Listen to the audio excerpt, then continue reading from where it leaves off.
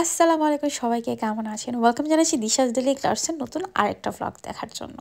Last কিছুদিন ধরে আসলে এত ব্যস্ততা কাজ সব কিছু নিয়ে হিমশিম খেতে হচ্ছে, সেজন্য ভ্লগও একটু কম দিচ্ছি, তবে ছোট ছোট রিলস ভিডিও আপলোড করছি যেন আপনারা আমাকে ভুলে না যান। কারা কারা ভুলে গেছেন আর কারা কারা আমাকে মনে রেখেছেন কমেন্টে কিন্তু জানাবেন, ঠিক আছে? তবে আপনাদের ভালোবাসা আমাকে সবসময় অনেক বেশি ঋণী করে তোলে। আপনাদের এমন এমন কমেন্ট আমি পাই যেটা কখনো আসলে আশা করার মতো না। যারা খুব কাছের মানুষ নিয়মিত কথা হচ্ছে তারা তো হয়তো এক দুই কথাই শেষ করে, কিন্তু যাদেরকে কখনো দেখিনি তারা পার্সোনাল মেসেজে এসেও যখন আমাকে আমার জন্য ভালো শুভ কিছু কামনা করে, তারা যখন আমার খবর নেয় পাশাপাশি আমার পরিবারের আশেপাশের মানুষের। এবং আরেকটা বিষয় আমাকে খুব নাড়া দেয়, সেটা হচ্ছে কিছুদিন আমি ভিডিও আপলোড না করলে তারা জিজ্ঞেস করে আমি ঠিক আছে কিনা। বিষয়টা আসলে আমি হয়তো তাদের জন্য কিছুই করতে পারছি না, তবে ভিডিওর মাধ্যমে বলছি তাদের জন্য আমার মন থেকে দোয়া। অ্যাটলিস্ট আমি যখন প্রে করি তখন তাদের জন্য ভালো দোয়া করি ইনশাল্লাহ, এবং তারাও যেন সবসময় ভালো থাকে সুস্থ থাকে।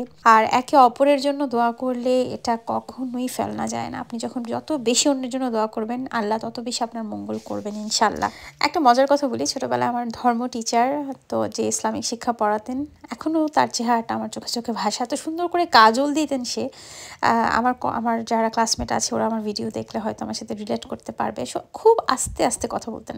ছোটোবেলায় সে একটা কথা বলতেন যে তোমরা যে কাজটি করো না কেন আল্লাহ কিন্তু দেখছে, তোমার সৃষ্টিকর্তা সেটা দেখতে পায় শুনতে পায়। ইনফ্যাক্ট ইন্টেনশনটা যেটা হয় না কেন সেটাও সে বুঝতে পারে। সো সব জায়গায় আপনি যেখানেই থাকেন না কেন যেটাই করেন না কেন কোনো কিছুই আসলে বিফলে যাবে না।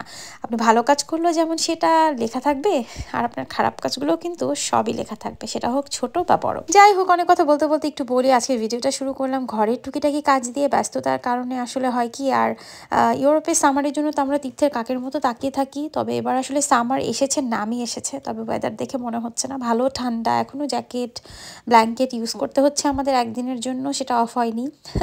আর খাওয়া দাওয়া সব কিছু আসলে ঠান্ডার মতোই হচ্ছে, গরমটাকে অনুভবই করতে পারিনি। তো যখন কাজ থেকে ফিরি এত গ্লুমি ওয়েদার থাকে, বৃষ্টি থাকে, সব কিছু দেখে মনটাও জানি কেমন লাগে। সো ঘরে এসে দেখা যায় একটু রেস্টই করতে হয় বেশি, বা ওইভাবে কাজকর্ম টুকিটাকি করতে করতেই দিনটা শেষ হয়ে যায়। তবে যেদিন কাজটা না থাকে সেদিন আমি চেষ্টা করি যে ঘরের আরও কিছু কাজ করতে, তো সেদিন আসলে লম্বা একটা সময় পাওয়া যায়। সো আস্তে ধীরে শান্তি মতো অনেক কাজ করা যায়। আরেকটা ব্যাপার হচ্ছে কাজের পাশাপাশি যেহেতু ভিডিও আপলোড করি, সো ডেফিনেটলি আমাকে কিন্তু একটা সময় দিতে হয় সেটা ক্যামেরাবন্দি করার জন্য। সো কথা বলতে বলতে আসলে আজকে লাউ ডাল রান্না করবো। আমি লাউ ডালটা কখনই ট্রাই করিনি, তবে লাস্ট কিছুদিন আগে সাকিব একসাথে 2-3টা লাউ নিয়ে এসেছে। আরেকটা বিষয় যেটা হয় যে একটা সময় ছিল যখন আমি কোনো ভালো উপহার ওর কাছ থেকে পেতাম তখন অন্যরকম লাগতো। আর এখন আমার কাছে ভালো উপহার মানে ও যখন বাংলাদেশের সবজিগুলো নিয়ে আসে আমার কাছে এটা খুব প্রেশাস লাগে। মাঝে মাঝে দেখা যায় ও এত বেশি নিয়ে আসে যে যেমন একসাথে এসে খুশি হয়ে 2-3টা লাউ। আমার লাউ ভীষণ পছন্দ, আর এই ধরনের সবজি আসলে এখানে যেটা হয় দেশে খায় না, আর এখানে মানুষ পায় না, এটা আমার বলতেই হয়। কিছুদিন আগে আমি নানার সাথে কথা বলছিলাম, তাকে বলছিলাম যে নানা খুব কাঁঠাল খেতে ইচ্ছে করছে। মনে হচ্ছে আমার নাকে এখন কাঁঠালের স্মেল পাচ্ছি, কারণ কাঁঠালটা আমার ভীষণ প্রিয়। এমনও রেকর্ড আছে রাত 12টার সময় উঠে গিয়ে আমার নানা আমার জন্য কাঁঠাল কিনে এনেছেন। তখন সে যেটা আমাকে বললো যে বাংলাদেশে মানুষ কাঁঠাল খায় না, ফেলে দেয়, মানে এত কাঁঠাল বা এটা খুব সস্তাও হয়ে গেছে। আর তোর কথা শুনে মানে আমাকে বলছে, আমার কথা শুনে তার ভীষণ কষ্ট লাগছে যে আমি কাঁঠাল খেতে পারছি না। পরে অবশ্য পেরেছি আলহামদুলিল্লাহ। আমাদের এখানে কিছু বাংলাদেশি শপ আছে যারা আমাদেরকে সেই ব্যবস্থাটা করে দিয়েছেন, খুব সহজেই আমরা সেটা পেতে পারি।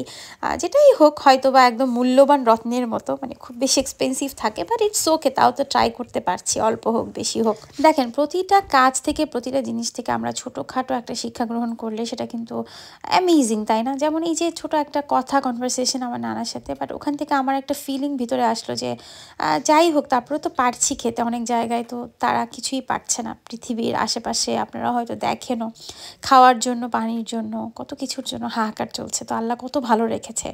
সেদিন কাজ করছিলাম, হঠাৎ করে সকালে যখন কাজ শুরু করি, তো ঘুম থেকে উঠেই যেহেতু ভোরে আমাদের কাজটা থাকে, সো সবাই একটু হালকা ফ্রেশ থাকে, বাট একটু অফ থাকে, কারণ একদম ভোরে ঘুম থেকে উঠেই সবাই আসে। তো হঠাৎ করে আমার একটা কলিগ নেচে উঠলো, একটা ছেলে কলিগ, ও সুইডিশ। তা আমি মানে একটু অবাক হয়েই তাকিয়েছি ওর দিকে। তখন আমাকে দেখে বললো যে লিসেন নাবিয়া, আমি মনে করি যে আজকের দিনটা আমার জন্য শেষ দিন। অ্যান্ড এভরিডে সে এটাই চিন্তা করে, সে যখন ঘুম থেকে সকালে উঠে সে তার দিনটাকে তার মতো করে এনজয় করে এবং সুন্দরভাবে এনজয় করে। বিষয়টা আমাকে নাড়া দিয়েছে এবং আমিও চেষ্টা করছি যে প্রতিদিন চিন্তা করতে, আজকের দিনটা আমার যদি শেষ দিন হয় আমি কি করব, কি পাইনি জীবনে সেটা তো চিন্তা ভুলেও করতে যাব না, কারণ সেটা চিন্তা করলে আরও বেশি টেনশন আর হচ্ছে ফ্রাস্ট্রেশন আমাকে ঘিরে ধরবে। সো যা পেয়েছি আলহামদুলিল্লাহ, তবে যা করতে পারি সেটা হচ্ছে প্রতিদিন সৃষ্টিকর্তাকে স্মরণ করতে পারি বেশি বেশি, সব কিছুর জন্য শুকরিয়া আদায় করতে পারি, আমার ব্যবহার দিয়ে কাউকে যেন কষ্ট না দিই, আমার মুখ দ্বারা, আমার কথা দ্বারা, কাজ দ্বারা কেউ যেন কষ্ট না পায়। আল্লাহ আমাদের দুটো কান দিয়েছেন, একটা মুখ দিয়েছেন, বেশি শুনতে যেন পারি, কম যেন বলতে পারি, এতে করে ঝামেলাও কম হবে। তো এই তো অল্প কিছু চিন্তা করলে জীবনটা আসলে অনেক সুন্দর সুন্দর করে সাজানো যায়, গুছানো যায়। তবে কিছু মানুষের জন্য মাঝে মাঝে ইনভিজিবল হতে হয়, তাদের জন্য নিজেকে পরিবর্তন করতেই হয়, কারণ জীবনটা ছোট, জীবনটা সুন্দরভাবে আমার দায়িত্ব আমাকে গুছিয়ে নেওয়া, সুন্দরভাবে যেন সময় কাটাতে পারি, সেজন্য কারো কারো কাছ থেকে ইনভিজিবল হয়ে যাই বা আমি হয়ে গেছি। যাই হোক, অনেক কথা বললাম, আসলে এগুলো বলতে গেলে না অনেক কথা চলে আসে, আর আমি তো কথা বলতে অনেক পছন্দ করি জানেনি। তো এদিকে হাতের অনেক কাজই কমপ্লিট করে ফেললাম, আজকে দিনের ব্যস্ততা সব কিছু আপনাদের সাথে শেয়ার করলাম। বেশি কিছু রান্না করলাম না, বেশি করে লাউ ডাল রান্না করেছি যেন কয়েকদিন খেতে পারি, ভালোই লাগবে হোপফুলি। আর অনেকগুলো লাউ ছিল, সো কিছু আমি ফ্রিজও করেছি, আর চেষ্টা করেছি ডালের মধ্যে দিলাম টমেটো দিয়ে, মজাই হবে ইনশাল্লাহ। সো এই তো আমি একটু লেবু পাতা দিলাম, লেবু পাতার সুঘ্রাণটা যেন পুরো ডালে ছড়িয়ে যাবে আর খুব রিফ্রেশিং লাগবে।